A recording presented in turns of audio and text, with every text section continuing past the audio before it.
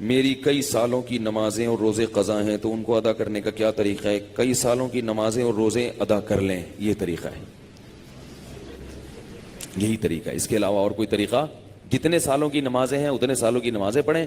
نماز پڑھنے کا طریقہ یہ ہوگا کہ جب آپ فجر پڑھ رہے ہیں تو آپ یہ نیت کریں گے کہ میرے ذمے فجر کی جتنی نمازیں قضا ہیں ان میں جو نماز سب سے پہلے نمبر پہ آتی ہے میں وہ پڑھ رہا ہوں یا پڑھ رہی ہوں، ٹھیک ہے نا؟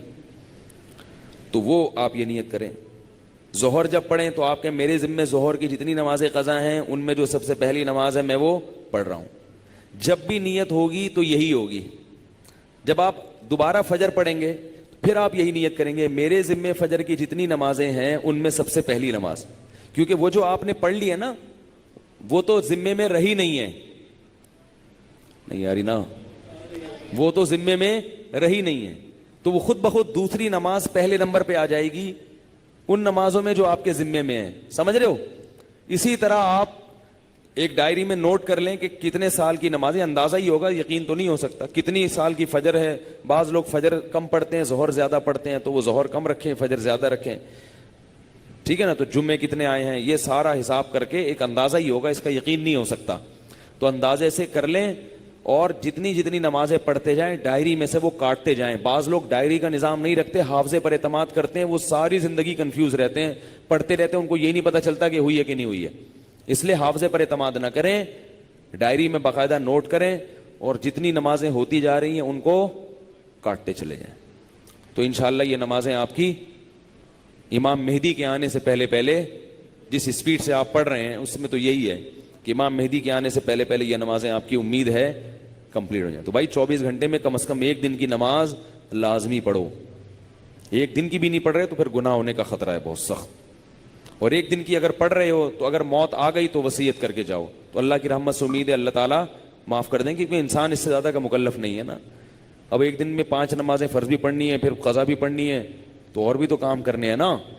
بعض لوگ تو ایسے ہوتے ہیں اولو العزم ہوتے ہیں کہ وہ ایک دن میں 5 دن کی نمازیں قضا پڑھ لیتے ہیں۔ ہمارے حضرت کے ایک مرید تھے، وہ تقریباً 50 سال کی عمر میں دین پر آئے، گورنمنٹ میں کسی ادارے میں آفیسر تھے۔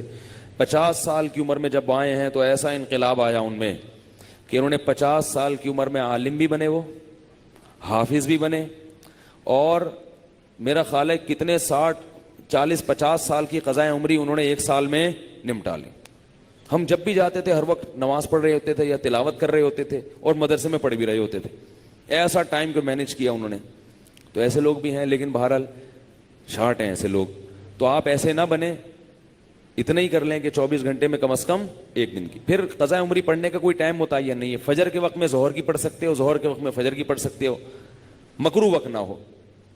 مکروہ وقت جو سورج نکلتے ہوئے، زوال کے وقت اور سورج غروب ہوتے ہوئے، فجر کے بعد بھی پڑھ سکتے ہیں، عصر کے بعد بھی پڑھ سکتے ہیں قضا، فجر اور عصر کے بعد نوافل تو نہیں پڑھ سکتے مگر قضاء عمری پڑھ سکتے ہو۔ وتر بھی پڑھنے پڑیں گے، احناف کے ہاں وتر کی نماز کیا ہے؟